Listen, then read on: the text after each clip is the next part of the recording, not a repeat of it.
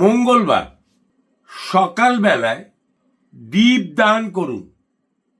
সকালবেলায় দীপ দান করে কর্ম শুরু করুন। স্নান করে, আমি আগেও বলেছি এটা, সকালে ঘুম থেকে উঠে প্রাতঃক্রিয়া এবং স্নান একসাথে সেরে কর্মে নামবেন, কর্ম শুরু করবেন।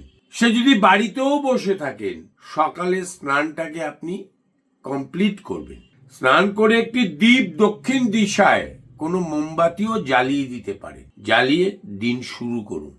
আজ আপনার সামাজিকভাবে সম্মান প্রাপ্তি হতে পারে। কোনো বন্ধু আজ আপনাকে সহযোগিতার হাত বাড়িয়ে দিতে পারে। স্ত্রীর পরামর্শে আজ আপনার বৃহৎ সমস্যার সমাধান হতে পারে।